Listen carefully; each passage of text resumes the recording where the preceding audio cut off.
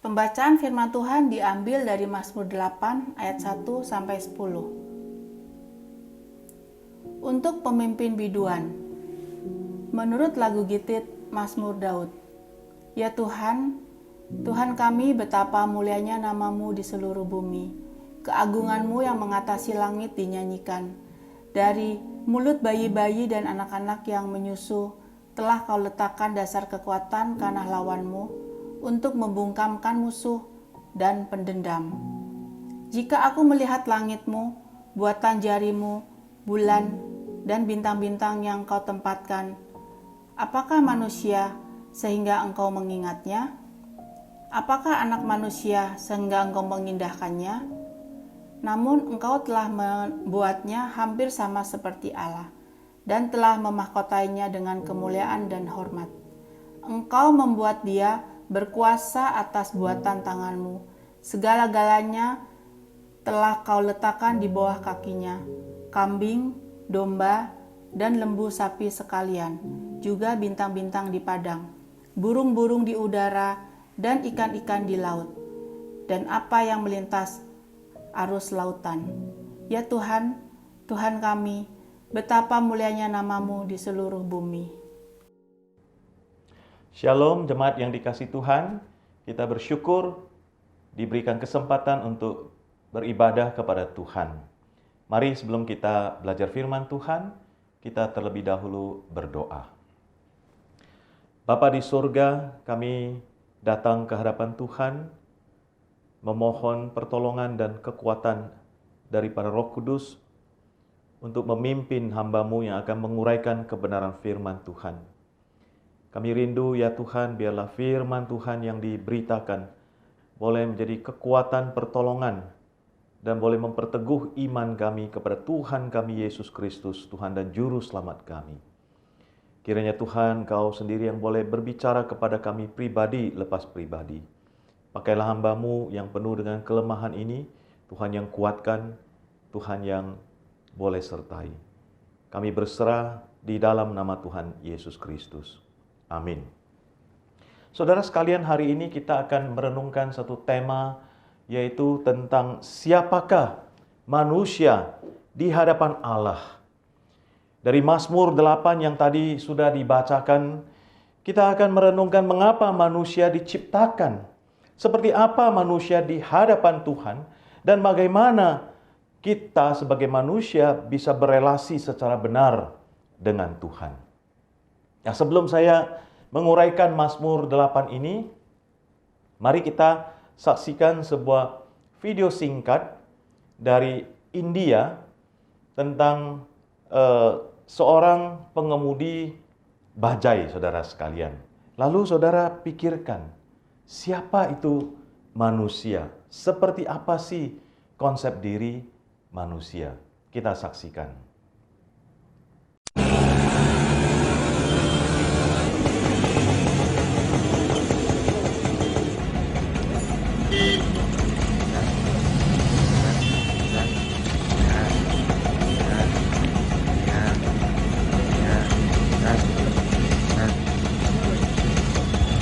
ஏப்பா அவனை பார்த்தா உனக்கு பாவமா இல்ல?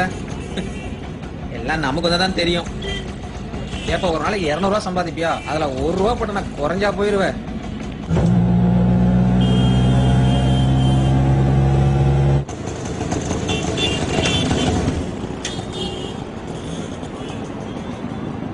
ஐயோ சேஞ்ச் இல்லையே சார். அதை அந்த கடையில வாங்கிட்டு வா.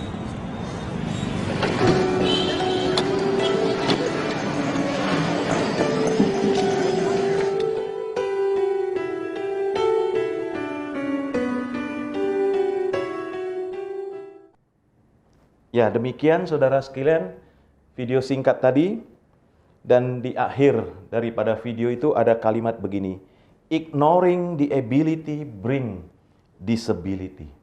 Mengabaikan kemampuan atau potensi diri, maka terjadilah sebuah ketidakberdayaan. Saudara-saudara, dari video tadi kita bisa melihat ada 2 orang yang memiliki kekurangan yang hampir sama, yaitu kakinya bermasalah, timpang. Namun yang seorang tidak memakai tongkat, yang seorang memakai tongkat. Tetapi saudara, ternyata yang nampaknya nasibnya lebih buruk, kelemahannya lebih tidak baik, justru kita melihat dia mempunyai satu kemuliaan yang lebih baik daripada yang ada kelemahan, tapi kelemahannya tidak kurang baik daripada yang memakai tongkat tadi. Kenapa ini bisa terjadi, saudara? Di sini kita melihat ada dua macam orang, saudara. Yang satu mempasrahkan dirinya apa adanya dan dia tidak berusaha dengan maksimal sesuai dengan potensi yang ada di dalam dirinya. Tetapi yang satu lagi, meskipun ada kekurangan, bahkan kekurangannya lebih daripada orang yang meminta-minta tadi, tetapi dia bisa berusaha untuk memakai potensi apa yang ada, apa yang bisa untuk menghasilkan sesuatu yang lebih baik di dalam kehidupannya. Saudara-saudara sekalian, mengapa bisa terjadi dua macam manusia yang seperti ini? Yang saya pikirkan adalah karena mereka masing-masing punya konsep diri. Saudara-saudara, orang dengan kondisi yang sama tetapi bisa mempunyai sikap, tindakan, dan usaha yang berbeda karena dimulai dari cara memandang dirinya sebagai manusia itu seperti apa. Nah, hari ini saudara-saudara sekalian, di dalam Mazmur 8 ini Tuhan ingin mengajar kita merenungkan tentang siapakah kita ini sebagai manusia di hadapan Tuhan. Diharapkan setelah kita mengerti akan konsep diri kita yang benar di hadapan Tuhan, maka tujuan Tuhan menciptakan kita pun kita akan jalankan, kita akan hidupi, kita akan sikapi dengan lebih baik, dengan kemuliaan bagi nama Tuhan. Saudara, Mazmur 8 ini mengajarkan siapakah manusia yang di hadapan Tuhan. Yang pertama, manusia diciptakan sebagai makhluk yang diberikan tujuan untuk mengagungkan dan memuliakan nama Tuhan yang telah menciptakan dunia dan segala isinya. Saudara-saudara sekalian, Mazmur ini ditulis oleh Daud. Ada penafsir yang mengatakan kemungkinan besar Mazmur ini ditulis pada waktu masa-masa remaja pemuda Daud ketika dia menggembala kambing domba.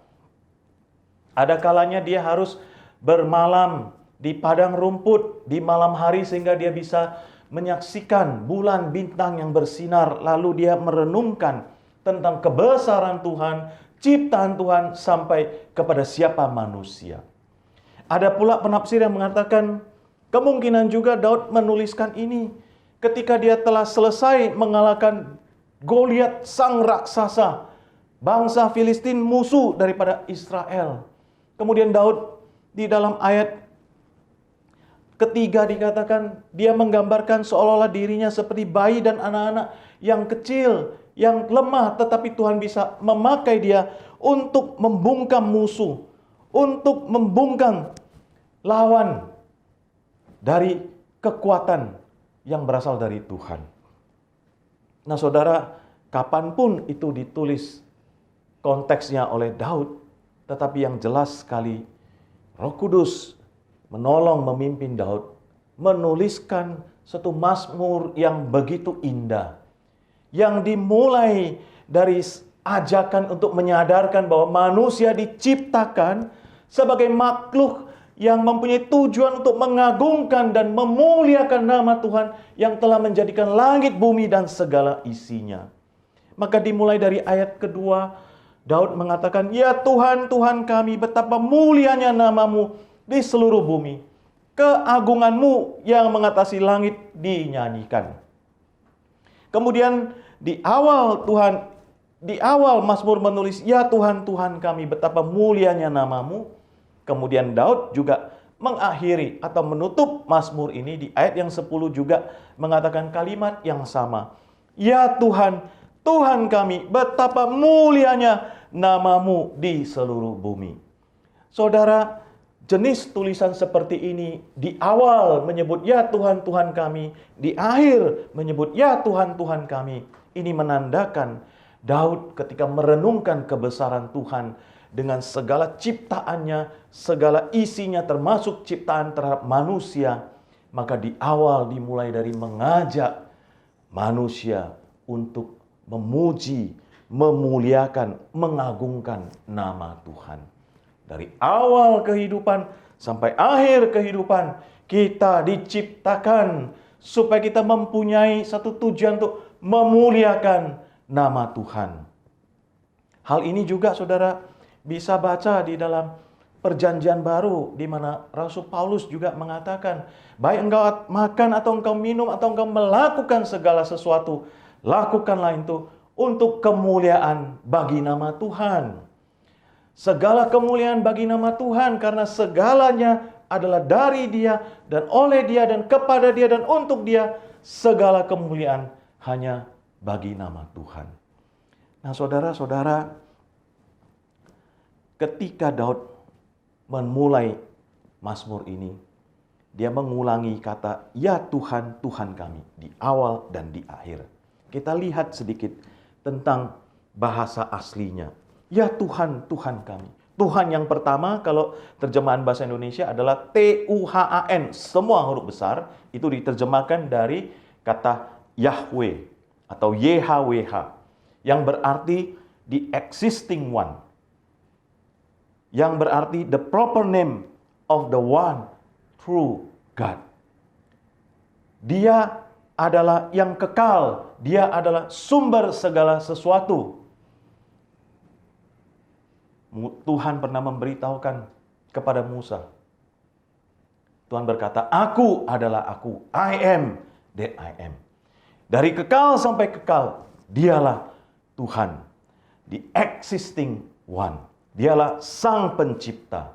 Dialah nama Tuhan, pencipta langit bumi, alam semesta yang sejati. Kemudian dilanjutkan lagi kata Tuhan kami. Berasal dari akar kata Adonai. Tetapi dikatakan Tuhan kami dalam bahasa Ibrani disambung semua menjadi Adonenu. Ya Tuhan, Tuhan kami. Tuhan kami dari kata Adonai berarti my Lord, Master, the Owner, Allah yang Maha Kuasa, the Controller, pengatur, penguasa, hakim, penyalur, penopang, supporter. Dan saudara sekalian, Daud memakai kata kami. Dia tidak mengatakan, ya Tuhan, Tuhanku. Tidak. Dia ingin Mazmur yang dia tuliskan ini menjadi satu ajakan kepada seluruh manusia yang bisa membaca Mazmurnya, bahwa dia atau manusia harus meninggikan, memuliakan, dan mengagungkan nama Tuhan yang menciptakan langit dan bumi dan seluruh isinya. Saudara-saudara yang dikasihi Tuhan, di tengah pandemi COVID-19 ini, marilah kita tetap percaya bahwa Tuhan, Tuhan kita, Dia adalah pencipta langit dan bumi. Dia adalah yang berdaulat di atas segala sesuatu. Dia mengatur segala sesuatu. Dia juga menopang segala sesuatu. Meskipun Tuhan mengizinkan COVID-19 terjadi, tapi kita percaya Tuhan adalah Tuhan yang tetap memelihara umat manusia. Tuhan menopang langit dan bumi. Kalau kita melihat matahari, bulan, bintang, dan seluruh galaksi, seluruh alam semesta masih tertopang sedemikian adanya. Tidak terjadi kekacauan. Itu karena Allah yang dahsyat, yang memelihara dan terus menopang. Maka persoalan COVID-19 ini Tuhan izinkan terjadi, mempunyai maksud dan rencana tertentu dari Tuhan. Tetapi di balik itu semua, kita harus percaya dan tetap memuji, mengagungkan Tuhan yang tetap menjadi penopang bagi kita. Saudara-saudara sekalian, bukan itu saja. Daud mengatakan di ayat ketiga, dari mulut bayi-bayi dan anak-anak yang menyusu telah kau letakkan dasar kekuatan karena lawanmu, untuk membungkamkan musuh dan pendendam. Maka saudara, di sini Boleh dikatakan sejak dari bayi, Tuhan sudah memakai manusia untuk memuliakan namanya.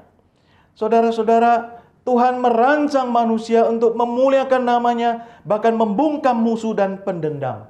Artinya Tuhan bisa pakai kita sejak kita masih bayi yang kelihatan lemah, ataupun kita sudah dewasa tetapi kita orang yang lemah. Tuhan tetap mau pakai kita untuk kemuliaan bagi namanya. Nah, saudara, Tuhan memang mengambil contoh pada waktu Tuhan Yesus melayani. Dia memberikan satu penghargaan yang begitu indah dan melihat iman, kesandaran penuh daripada anak-anak dan mengatakan, kalau engkau mau masuk di dalam kerajaan surga, jadilah seperti anak kecil ini. Kalau engkau mau menjadi yang terbesar, jadilah seperti anak kecil ini. Mengapa, saudara sekalian? Sebab anak kecil adalah yang merasa tidak berdaya dan selalu mau bergantung penuh dan percaya penuh kepada orang tuanya. Demikian pula ketika kita menjadi seperti anak-anak kecil ini, maka kita merasa tidak berdaya di hadapan Tuhan dan kita mau bergantung penuh kepada Tuhan, dan disitulah Tuhan berkenan kepada kita dan Dia bisa memakai kita untuk memuliakan namanya. Nah, saudara-saudara sekalian, ayat 3 ini juga merupakan nubuat tentang Yesus yang digenapi di dalam Matius pasal 21 ayat 15 dan 16. Di situ Yesus menyembuhkan orang-orang buta dan timpang di bait Allah, tetapi imam-imam kepala dan ahli Taurat jengkel ada anak-anak yang memuji Tuhan. Maka dikatakan di ayat 15-16, tetapi ketika imam-imam kepala dan ahli-ahli Taurat melihat mujizat-mujizat yang dibuatnya itu, dan anak-anak yang berseru dalam bait Allah, Hosana bagi anak Daud, hati mereka sangat jengkel. Lalu mereka berkata kepadanya, engkau dengar apa yang dikatakan anak-anak ini? Kata Yesus kepada mereka, aku dengar. Belum pernahkah kamu baca, yaitu dari Mazmur 8 ini, dari mulut bayi-bayi dan anak-anak yang menyusui, engkau telah menyediakan puji-pujian. Nah, saudara, anak-anak ini dipakai untuk memuliakan Tuhan, untuk menyerukan Hosana bagi anak Daud yang tertuju kepada Tuhan Yesus Kristus yang dijanjikan dari keturunan Daud akan datang Mesias Tuhan dan Juru Selamat. Siapa yang memberitakan, siapa yang mengagungkan, siapa yang memuliakan Juru Selamat Yesus Kristus, yaitu yang dipakai bukan imam-imam, orang besar, orang pintar, tetapi justru bayi-bayi dan anak-anak yang menyusui. Jadi saudara, mari kita belajar untuk rendah hati. Mari kita belajar seperti bayi-bayi dan anak-anak yang Tuhan mau pakai untuk memuliakan nama Tuhan. Saudara, kita manusia diciptakan sebagai makhluk yang bertujuan untuk mengagungkan dan memuliakan nama Tuhan yang menciptakan dunia dan segala isinya. Itulah tujuan saudara dan saya diciptakan. Itulah status ataupun itulah kerinduan Tuhan ketika Dia menciptakan manusia. Berikutnya, saudara-saudara sekalian, siapakah manusia di hadapan Tuhan? Yang kedua, manusia diciptakan sebagai mahkota ciptaan Tuhan yang sangat dihargai oleh Tuhan. Dilanjutkan di ayat yang keempat, Daud mengatakan, jika aku melihat langitmu, buatan jarimu, bulan dan bintang-bintang yang kau tempatkan, apakah manusia sehingga engkau mengingatnya? Apakah anak manusia sehingga engkau mengindahkannya? Saudara, kalau saya boleh gantikan kalimat sederhananya, seolah-olah Daud ingin mengatakan seperti ini. Jika dibandingkan dengan bulan yang begitu tinggi, bintang-bintang yang besar dan ribuan jumlahnya, yang banyak, yang luas terbentang dan dahsyat, ya Tuhan, sesungguhnya manusia secara materi sangat kecil, bahkan seperti debu. Tetapi Daud sadar bahwa Tuhan menjadikan manusia menjadi mahkota ciptaannya. Artinya manusia diberikan kedudukan yang paling tinggi di antara ciptaan yang lain dan yang sangat dihargai oleh Tuhan. Ketika dia merenungkan besarnya bentangan langit, bintang-bintang yang banyak, dan bulan dan sebagainya, dia sadar secara materi, siapa sih saya, siapa sih manusia kecil sekali seperti debu. Tetapi dia lanjutkan, sehingga engkau mengingatnya. Secara materi memang kecil tidak ada artinya.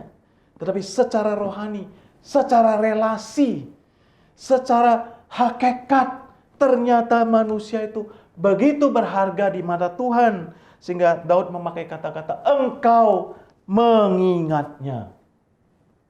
Kemudian apakah anak manusia sehingga engkau mengindahkannya? Kata engkau mengindahkannya. Dari kata bahasa aslinya, tipkedenu. Dari kata akar katanya, pakat. Ya, saudara-saudara sekalian, pakat ini atau tipkedenu ini berarti bukan hanya mengindahkannya, tetapi you visit him. Engkau mengunjunginya. You look after him. You pay attention to him.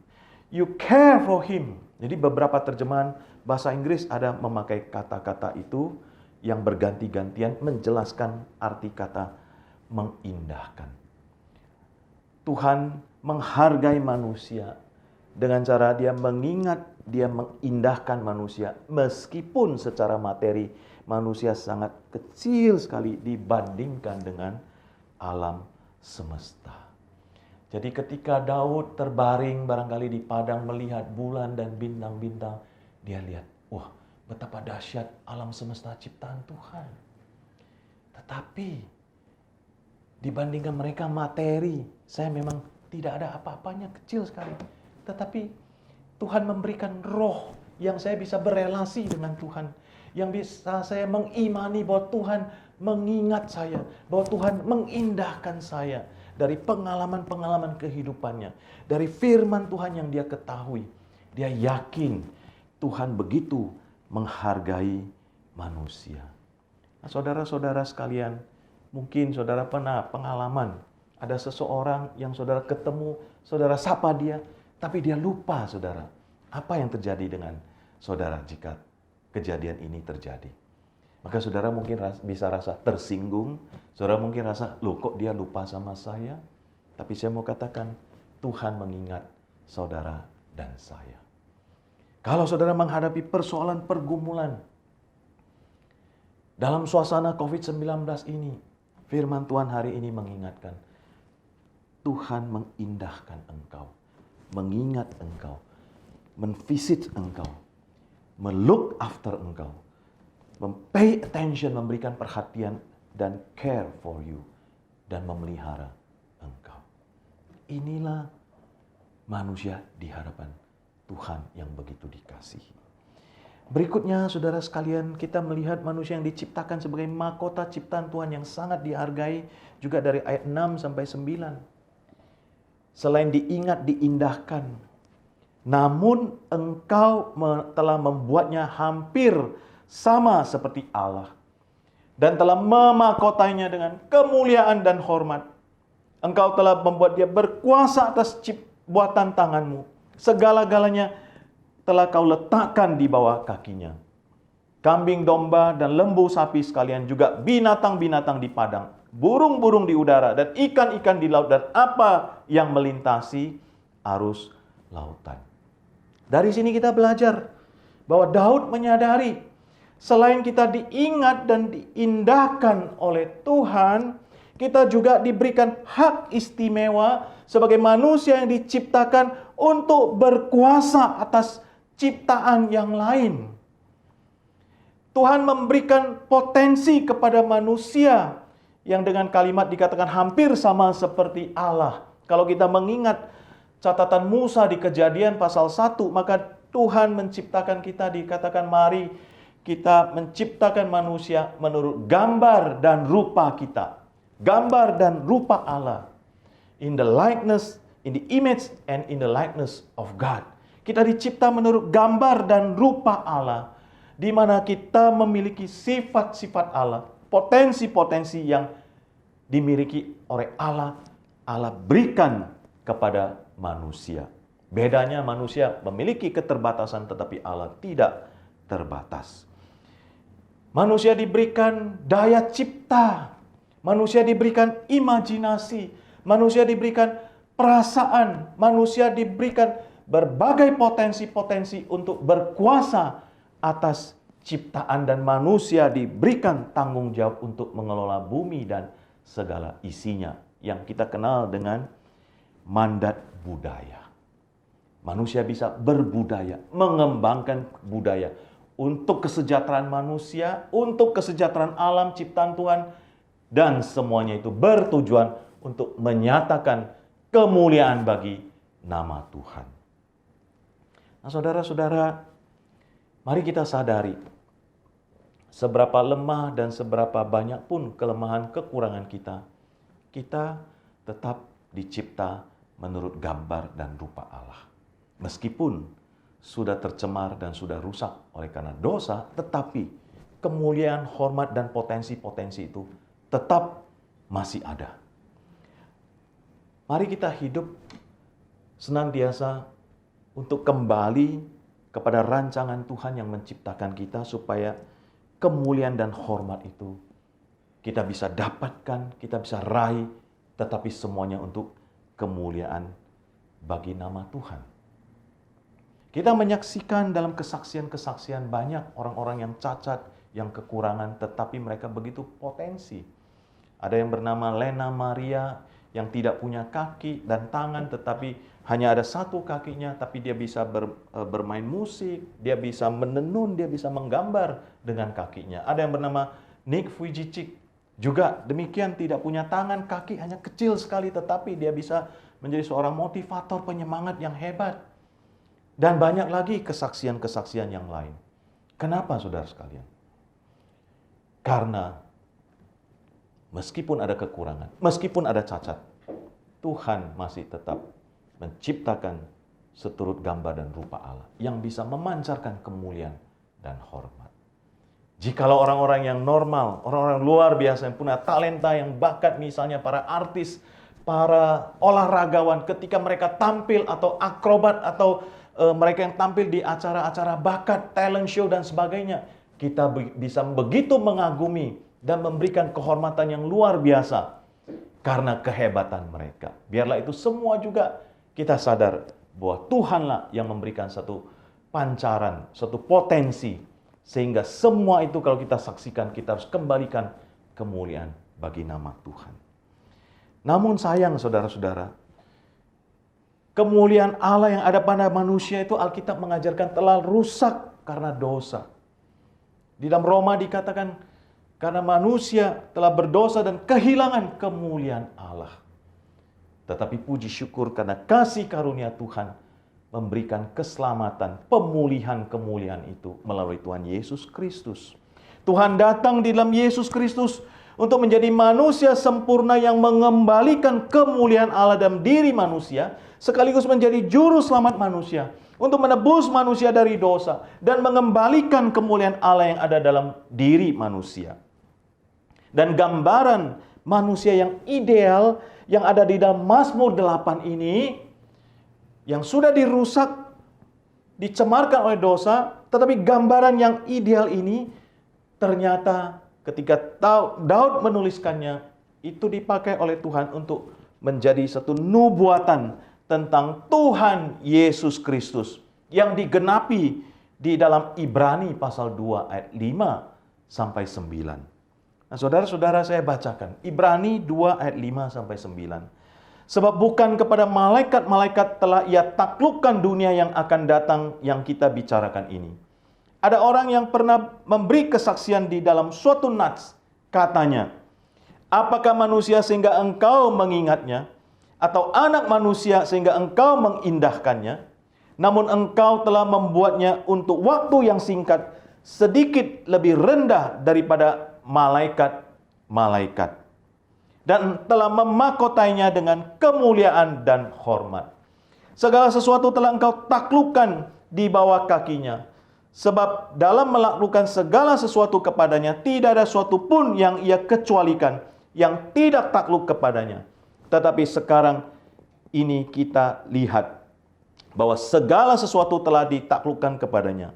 Tetapi dia yang untuk waktu yang singkat dibuat sedikit lebih rendah daripada malaikat-malaikat, yaitu Yesus, kita lihat yang oleh karena penderitaan maut dimahkotai dengan kemuliaan dan hormat, supaya oleh kasih karunia Allah ia mengalami maut bagi semua manusia. Jadi saudara-saudara sekalian, kemuliaan dan hormat manusia yang sudah dirusak dan dicemarkan oleh dosa, tetapi Tuhan mengembalikan dengan kedatangan Tuhan Yesus Kristus. Manusia yang ideal yang digambarkan oleh Mazmur 8 ini menubuatkan tentang Yesus Kristus. Manusia yang tidak sanggup memenuhi standar Allah dipenuhi, digenapi oleh Tuhan Yesus Kristus yang sekaligus mati berkorban tercurah di kayu salib untuk menebus dosa kita, sehingga boleh mengembalikan kita dengan status menjadi anak-anak Allah, dengan status boleh mengembalikan kemuliaan manusia yang diciptakan menurut gambar dan rupa Allah itu. Betapa indahnya kebenaran ini. Siapakah manusia di hadapan Tuhan? Manusia di hadapan Tuhan yang semula diberikan tujuan untuk memuliakan nama Tuhan. Kemudian diberikan potensi gambar dan rupa Allah, tetapi rusak, tercemar oleh dosa. Namun Tuhan, di hadapan Tuhan, manusia begitu dihargai, begitu dikasih, sehingga Tuhan mau mengembalikan kemuliaan manusia itu dengan cara mengorbankan anak yang tunggal di kayu salib, yaitu Tuhan Yesus Kristus. Dan sekaligus memberikan satu gambaran, inilah manusia sempurna yang ideal, yang sungguh-sungguh memancarkan kemuliaan dan hormat bagi nama Bapa di sorga. Sehingga kita dipanggil untuk percaya kepada Tuhan Yesus Kristus, menerima penebusan, dan juga menjadi serupa dengan Kristus, gambaran Kristus. Sehingga boleh kembali menjadi manusia yang memancarkan kemuliaan Tuhan. Menjadi manusia yang senantiasa mengagungkan dan memuliakan nama Tuhan. Saudara-saudara sekalian, saya akhiri khotbah saya ini dengan kesaksian ataupun renungan dari seorang bernama Nick Vujicic. Di situ juga dijelaskan tentang siapakah manusia di hadapan Tuhan dan bagaimana kita bisa mempunyai relasi yang tepat di hadapan Tuhan. Kiranya firman Tuhan dan juga kesaksian ini boleh menolong kita. Mari kita menggunakan potensi-potensi yang ada di dalam diri kita untuk lebih memuliakan nama Tuhan dan mengagungkan nama Tuhan. Mari kita mengenal Tuhan kita lebih dalam dan lebih dalam lagi. Kiranya dengan kesaksian ini, setelah selesai, saudara mengambil saat teduh atau doa pribadi masing-masing untuk menutup di dalam khotbah ini. Tuhan Yesus memberkati saudara-saudara sekalian. Amin. Do you know God? Do you know God as what? Who? What does He do for you? Why is He interested in us? Why would He ever have the time of day to listen to my prayer? Who am I compared to God, the creator of the universe, the Alpha and Omega? It's a big thought. For me, God is everything. For me, there were many times in my life where I did not have peace in my life, and seeking the answers to many questions, and of course being born without limbs, I asked God, why did this happen? You know, we always talk to God more on a bad day. We ask God for things, we thank God for things, but do you get to know Him? Do you talk to Him apart from just asking Him for things? Because if I had a friend and I just called Him up when I needed Him, it's not really a friendship. Do you know that He is excited to hear from you? Do you know that you were on His mind before the earth began and He formed you in your mother's womb? That was such an amazing peace that I had at 15 years old, to know that I finally have someone who's going to be with me through it all, who knows all my circumstances, who's bigger than my circumstances, not like my parents. My parents loved me, my parents were there for me, they were not going to leave me at all, but they couldn't change anything, and they couldn't heal my heart, but God did. How cool is that? That He loves me so much that He sent His Son, Jesus Christ, to die on the cross for my sins. Who am I that God would ever want to even talk to me, let alone let His Son die for me? Jesus Christ, He died for my sins. But John 3:16 says God came and saved the world. He rescued us by sending His Son, Jesus Christ. In verse 17 it says Jesus did not come into the world to condemn the world, but to save us. And when the world thinks, Jesus is now the only way, the truth, and life. Yeah, it's because He is the only one who died for our sins. He's the only one who claimed that He was God in the flesh. He was the only holy one. He was the only one who faced the devil face to face and won.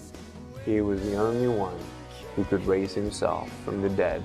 And when I believe in God and I receive Him as my Lord and get to know Him as my friend, that same Spirit of God that raised Jesus Christ from the dead, the Holy Spirit, will raise me up from the dead. How cool is that? I'm not going to die. I may take my last breath here on earth, but I have confidence in Him, not only for salvation, but for comfort, for strength.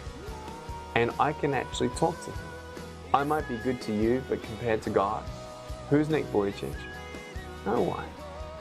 I might be good compared to some other people, but how good is good and how bad is bad? That's why we bring out the Bible and say, okay, let's not compare ourselves to each other, but let's compare ourselves to God. Well, if we do that, we got a little bit of a problem. If you think that having no arms, no legs is a problem, not knowing God is a bigger problem. And I want you to know that it's not too late. Yeah, tomorrow is not promised, but you have today to say, hey, you know what, God, if you're up there and you have a plan for me, I want to know what that plan is.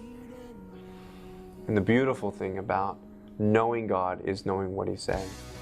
Knowing what He says about how much He loves me, about how He'll never leave me, about no matter how many times I fail, He still loves me and I'm under construction every day. And Nick fails God, but God's grace is sufficient as long as I hunger and strive to know Him more. And it's not this to-do thing, it's a love thing. I love God, and God loves me. And as we spend more time with each other, I fall in love with Him more and more every day.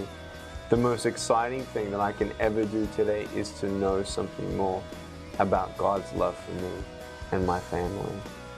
He can give you faith to believe this. If you ask Him for faith, He will actually give you faith. Faith is not a gift that's earned. Faith is a gift that's given.